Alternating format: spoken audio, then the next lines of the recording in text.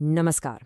आज हम एक ऐसी जबरदस्त कहानी में उतरने वाले हैं जिसने एक पूरे के पूरे युग की दिशा ही बदल दी।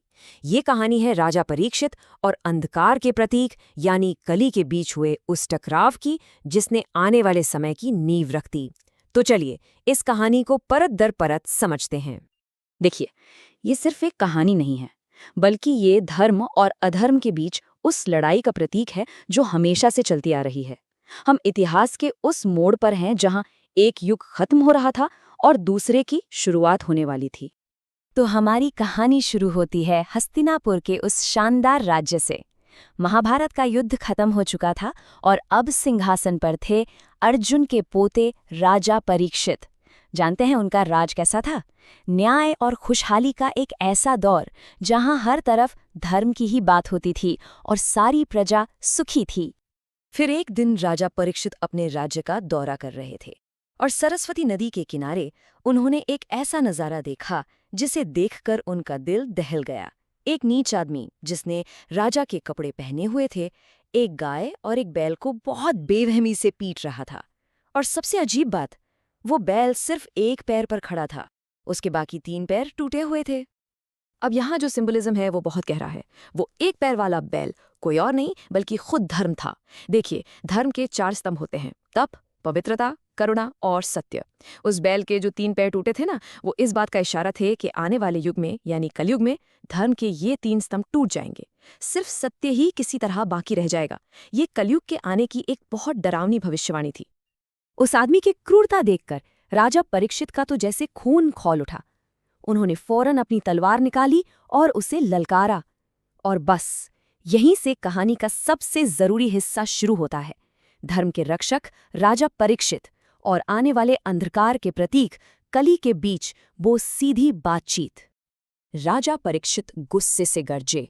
उनकी आवाज में वो अधिकार था, वो संकल्प था कि मेरे राज्य में ये नहीं चलेगा। उन्होंने उस नीच आदमी को चुनौती दी और साफ कर दिया कि उनके राज में अधर्म के लिए बिल्कुल कोई जगह नहीं है। राजा का वो रौद्र रूप देखकर वो आदमी कांपने लगा और उसने अपनी असली पहचान बताई। उसने कहा, हे राजन, मैं कली हूं, झगड़े और पाखंड के आने वाले युग का प्रतीक। अब मेरा समय शुरू हो चुका है। ये वो पल था जब भविष्य वर्तमान के दरवाजे पर दस्तक दे रहा था। लेकिन राजा परीक्षित इतनी आसानी से हार मानने वालों में से नहीं थे। उन्होंने कली को साफ साफ कह दिया, जब तक मैं जिंदा हूं, मैं तुम्हें अपनी धरती पर पाप और अधर्म फैलाने नहीं दूंगा। तुम्हारे लिए यहाँ कोई जगह नहीं हो सकती। ये धर्म और अधर्म की आमने सामने की टक्कर थी। अब यहाँ पे कली ने बड़ा क्लेवर मूव चला। उसने कहा, अगर आप मुझे मार देंगे तो समय का जो चक्र है वो टूट जाएगा। मेरा अस्तित्व भी इस ब्रह्मांड की योजना का ही एक हिस्सा है। उसने जान की भीख नहीं मांगी, बल्कि रहने के लिए बस एक छोटा सा कोना मांगा।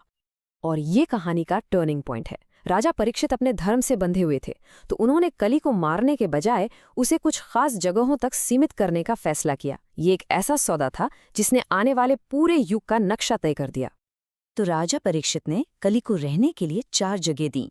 पहली, जहां जुआ खेला जाता हो। दूसरी, जहां नशा होता हो। तीसरी, जहां अनैतिक संबंध हों। और चौथी, जहां हिंसा होती हो। मतलब एक तरह से उन्होंने कली को उन्हीं अंधेरे कोनों में धकेल दिया जहां अधर्म पहले से ही मौजूद था। लेकिन कली इतने पर ही नहीं रुका। वो बड़ा चालाक था। उसने एक और जगह की मांग कर दी। उसने कहा, हे राजन, मुझे बस एक और जगह दे दीजिए। ये एक ऐसी मांग थी जिसके नतीजे बहुत दूर तक जाने वाले थे। और राजा ने उसे 5वां स्थान दे दिया, सोना, यानी वो धन जो लालच में जमा किया गया हो और धर्म के काम में ना आए। सच पूछिए तो कली के लिए ये सबसे बड़ी जीत थी। क्यों? क्योंकि लालच ही तो वो जड़ है जिससे बाकी सारे पाप पनपते हैं। इस सौदे के साथ ही एक नए युग की, आप कह सकते हैं, एक तरह से अनौपचारिक शुरुआत हो गई। राजा परीक्षित के इस फैसले के नतीजे तुरंत भी दिखे और लंबे समय तक भी। चलिए देखते हैं कि इस पूरी घटना का आखिर असर क्या हुआ। और इस तरह उस एक सौदे ने उन 5 जगहों को हमेशा के लिए पाप का घर बना दिया।